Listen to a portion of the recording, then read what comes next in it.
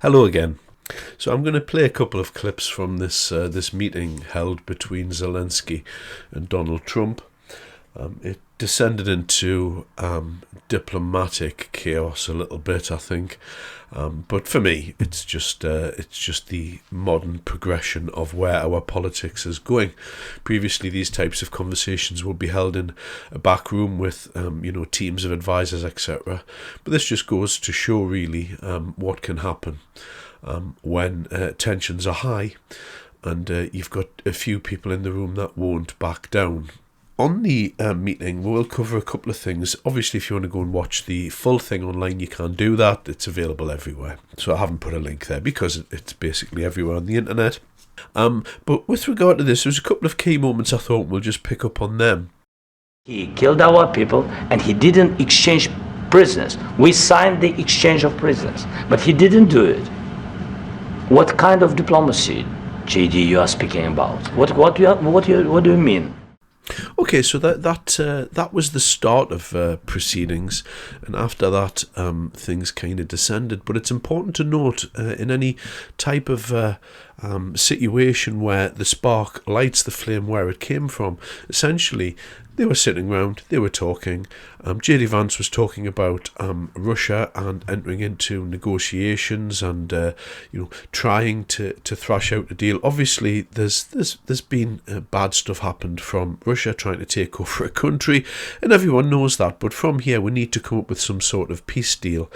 And then you see Zelensky kind of change the tone and look directly at J.D. Vance and saying, "Well, what are you talking about? He's done this, he's done that," as if kind of America is kind of preaching, the Russian state propaganda, whatever. Now, at that stage, all Zelensky had to do was just sit there and smile and nod his head and answer a couple of questions. Normally in these types of press meetings, the questions all go to Donald Trump anyway. And so, really, all he had to do was sit there. But no, he decided to amp it up.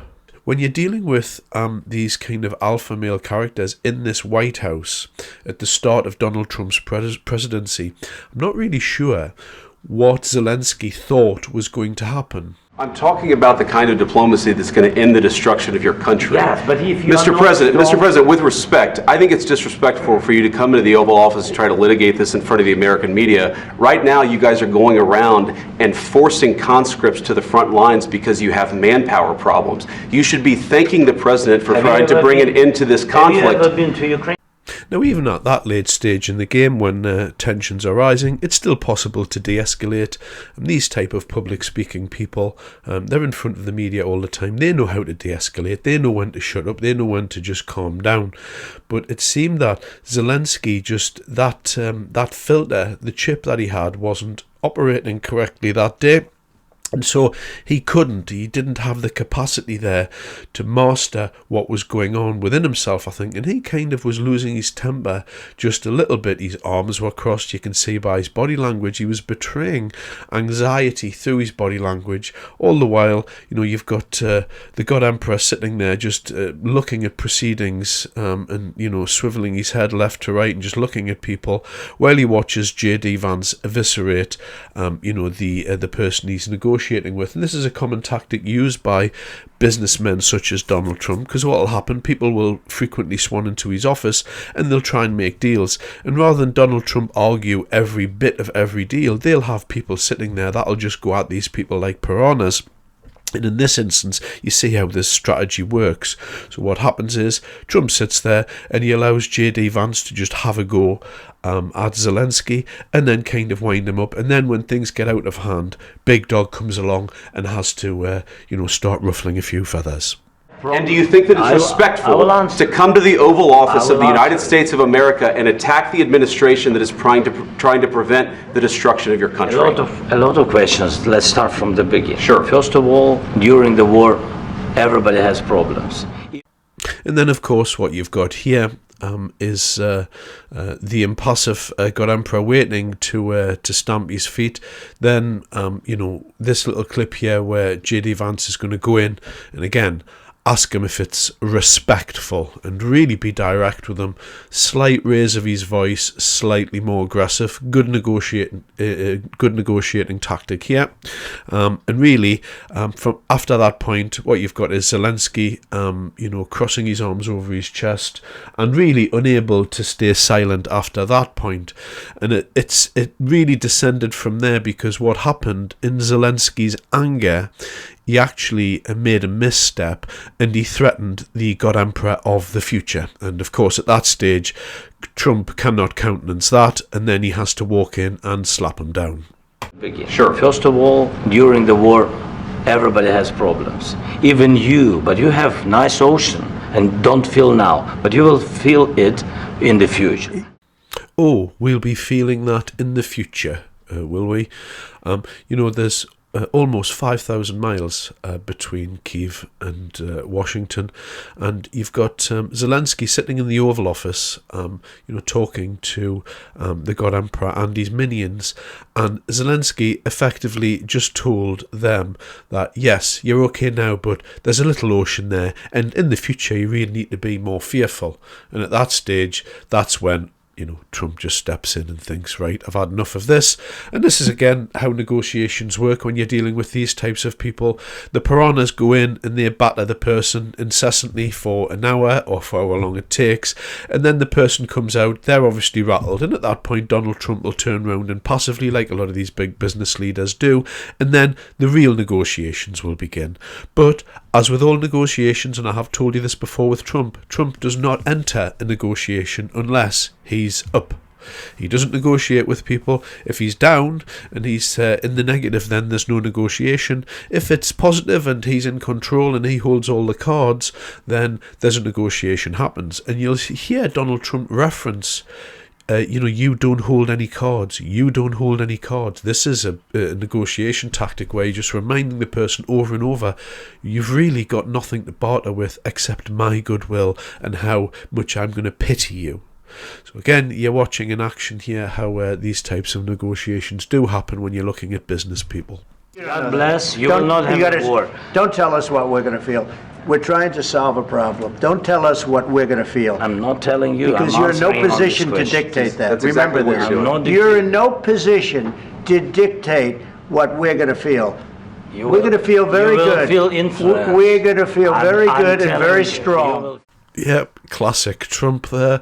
Don't worry about us. We're going to be feeling very good and very strong. So very direct words there. Again, multiple times where Zelensky could have just backed out. At this stage, you can see that Trump's starting to get slightly annoyed. And really, how many cards does Zelensky have? But he just couldn't help himself. He wouldn't allow Trump to get away with what he's doing on the world stage, and you can see in Zelensky's facial expressions, his mannerisms, he's been used to swanning round the world for 3 years, demanding money from people, and he's flown into a country that's given him $350 billion to help fight a war to help his country. Bearing in mind the country that gave him the $350 billion is almost 5,000 miles away. And he comes in and he has no respect, and I don't think really Trump can countenance this at all. And after this stage, I really don't think that he's going to be getting much help from America, but we'll see. I said thanks. You haven't been allowed. Cabinet, you haven't been allowed. In this cabinet. We gave you through this stupid president $350 billion.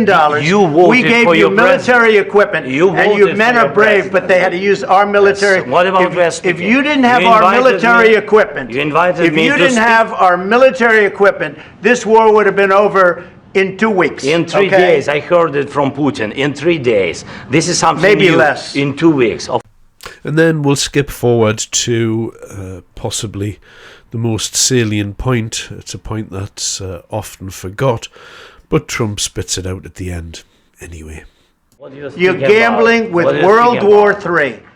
And yes, Zelensky is gambling with World War III, as are all of the European leaders running around making statements today.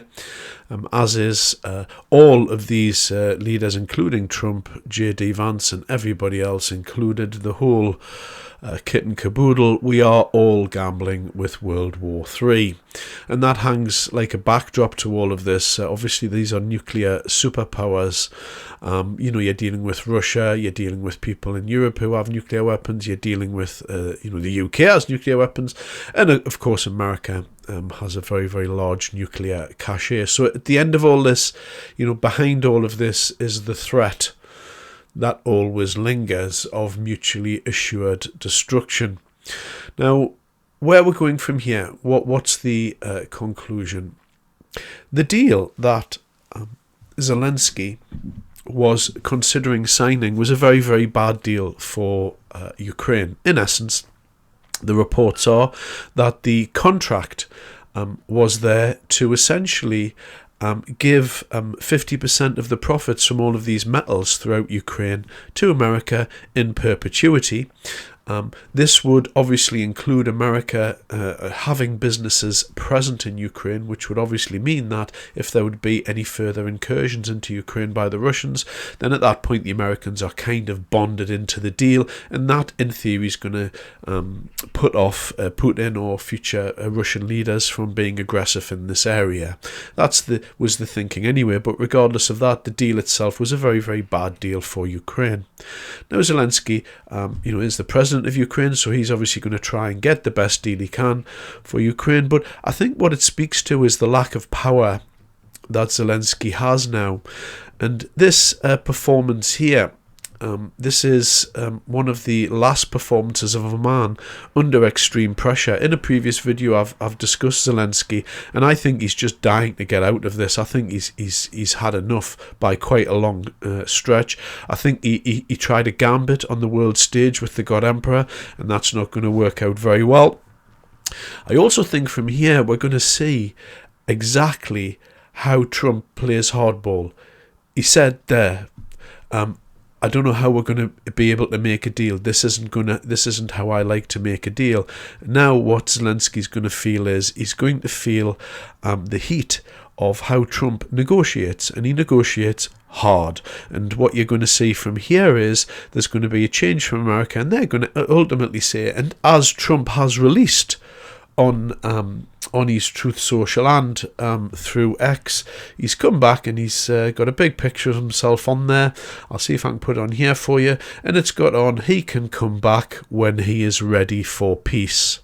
So in terms of the global negotiation strategy and how this looks, you've got Zelensky racing off in a car, all annoyed, bad body language, losing his temper, talking at these people after they've given him almost, $350 billion. And then as he's going off into the distance, Trump's turning around to the media and saying, oh, he can come back when he's ready to make peace, as if, I'm just waiting here, waiting for him to make peace, and he's not bothered about that. He's trying to make deals. Zelensky is now going to have to approach Europe, which is what he should have been doing all along. There's going to be a meeting on Sunday, I believe, or Monday, with all of the European leaders and Zelensky there, and there's going to have to be a meeting, and it'll be interesting to see what comes out of that meeting. There will be a lot of support for Ukraine, and there will be a lot of Euro leaders wanting things to work out with Ukraine, etc. But as to what's going to come from that meeting, it's going to be quite interesting, because it looks like America is just going to sit on the side now and wait for whatever's going to happen. And now it's down to the European leaders to see what they're going to do. They ain't got any army and they've got no money. And so this is a big problem. So Zelensky's going to go to them, and they're ultimately going to have to say, let's get a peace deal done. And you're going to have to go back cap in hand to the God Emperor, as Trump knows is going to happen, and this is going to further make this deal more in America's favour, and ultimately America is just going to pillage and plunder Ukraine's natural resources in order for them to protect them. It's a good racket for the American nation, but America doesn't give the help for free either. Well, interesting turn of developments there, and let's see what this next meeting throws out between Zelensky and the world leaders. Thanks for listening. Cheers.